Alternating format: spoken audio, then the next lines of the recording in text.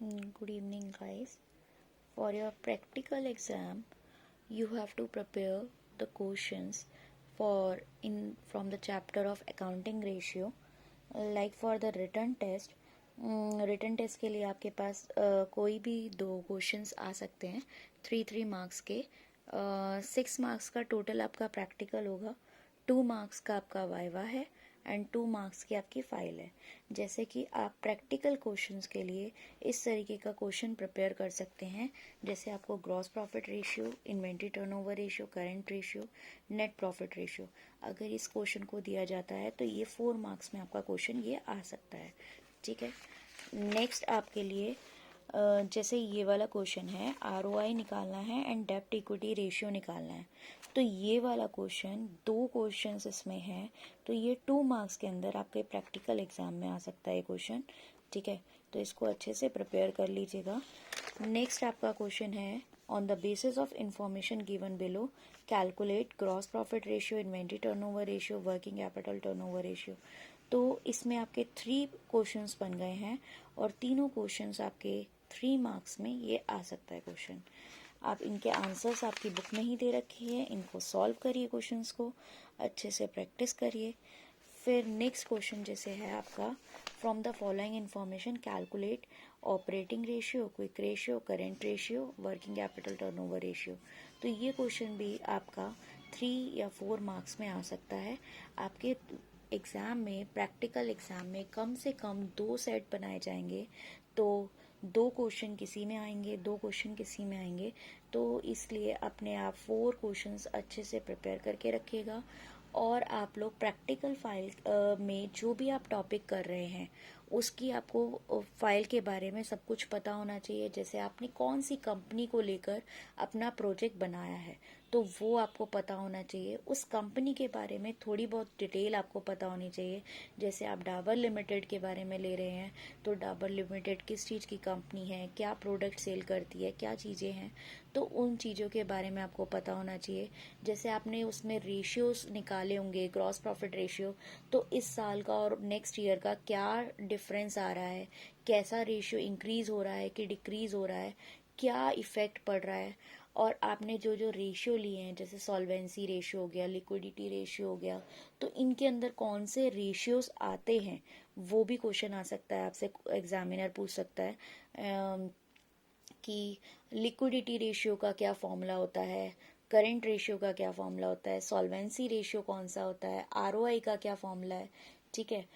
और जैसे आपसे ऐसे भी पूछा जा सकता है कि सॉल्वेंसी रेशियो में कौन कौन से रेशियोज आते हैं। ठीक है। और आपके जैसे ये भी क्वेश्चन पूछा जा सकता है कि आपके इन्वेंट्री टर्नओवर रेशियो का फॉर्मूला क्या है, वर्किंग कैपिटल टर्नओवर रेशियो का फॉर्मूला क्या है। टर्नओवर रेशियो के कोई भी 2 एग्जाम्पल दे दो। या क्वेश्चन इस तरीके से भी पूछा जा सकता है कि आपका करंट रेशियो का आइडल रेशियो क्या होता है, लिक्विड रेशियो का आइडल रेशियो क्या होता है। ठीक है।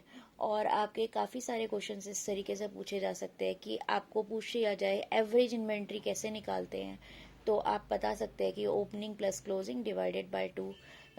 ठीक है। तो इन्वेंट्री टर्नओवर रेशियो का फॉर्मूला क्या होता है, cost of good sold upon में एवरेज इन्वेंट्री होता है, तो कॉस्ट ऑफ गुड सोल्ड का फॉर्मूला क्या होता है।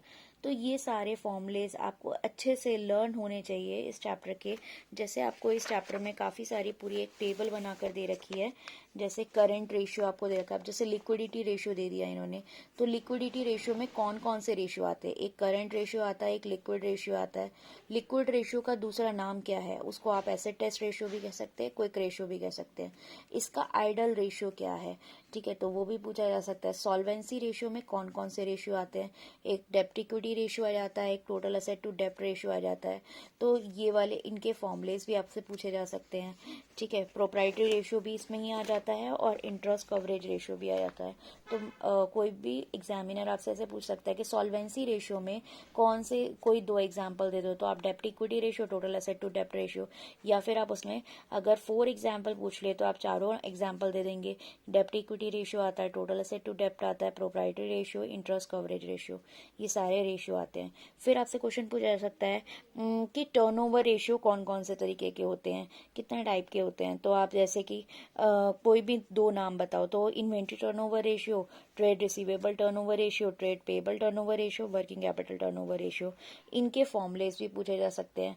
अब जैसे आपने cost of revenue from operation divided by average inventory, तो एवरेज इन्वेंट्री का फॉर्मूला क्या होता है? तो एवरेज इन्वेंट्री का फॉर्मूला होता है opening inventory plus closing inventory divided by 2। अच्छा, इसको ये भी पूछा जा सकता है कि इन्वेंट्री टर्नओवर रेशियो किस चीज में निकालते हैं, तो हम यहाँ पे इसको टाइम्स में निकालते हैं। ठीक है, ये भी आपको पता होना चाहिए। अब ट्रेड रिसीवेबल टर्नओवर रेशियो का फॉर्मूला क्या होता है? तो credit revenue from operation divided by average trade receivable. ठीक है, तो अब आपसे पूछा जा सकता है एवरेज ट्रेड रिसीवेबल का फॉर्मूला क्या होगा? तो opening debtors plus opening bill receivable plus closing debtor plus closing bill receivable divided by 2। इस तरीके से आप इनके फॉर्मूलेस लर्न कर लेंगे सारे।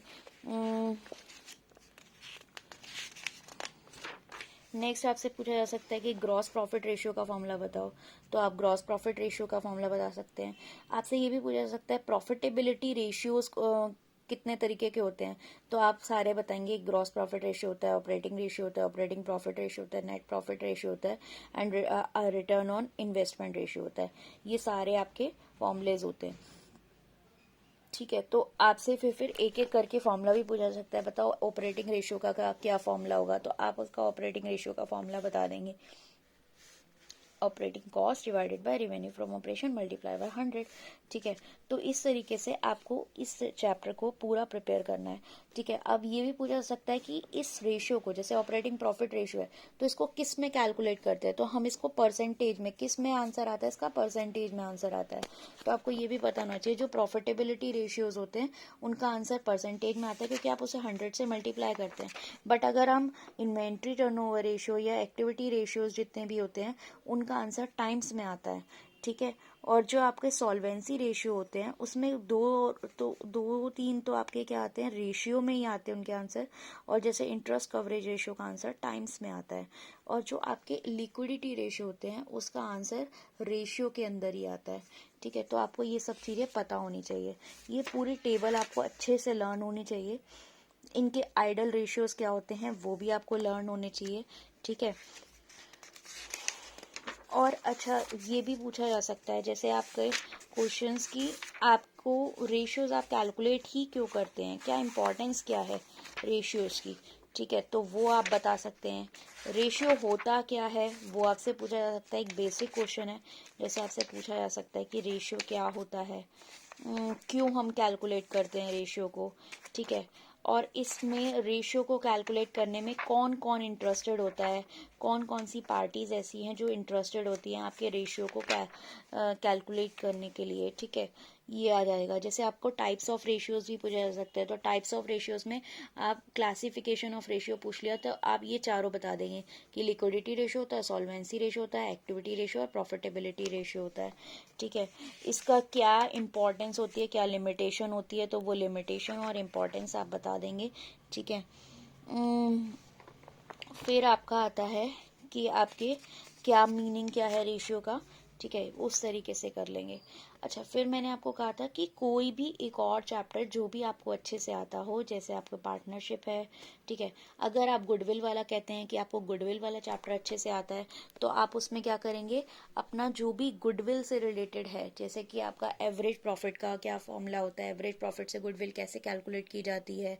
ठीक है, नॉर्मल अगर आपने कहा नहीं फिर नॉर्मल प्रॉफिट से कैसे कैलकुलेट की जाती है गुडविल, फिर सुपर प्रॉफिट से कैसे कैलकुलेट की जाती है, फिर अगर आपको कैपिटल एम्प्लॉयड वगैरह सब दे रखा हो तो कैसे कैलकुलेट की जाएगी। तो ये सारी चीज़ें आपको पता होनी चाहिए। अगर आप कहते हैं कि नहीं मुझे तो पार्टनरशिप आता है, तो पार्टनरशिप में सेक्रीफाइसिंग रेशियो का क्या फॉर्मूला होता है। ठीक है, रीवैल्यूएशन अकाउंट में हम जो प्रॉफिट का डिस्ट्रीब्यूशन करते हैं वो कैसे किसको डिस्ट्रीब्यूट करते हैं, कौन से रेशियो में डिस्ट्रीब्यूट करते हैं, तो ओल्ड प्रॉफिट शेयरिंग रेशियो में करते हैं। अगर आप कहते हैं कि शेयर कैपिटल मुझे अच्छे से आता है, तो शेयर फोरफीचर की एंट्री क्या होती है।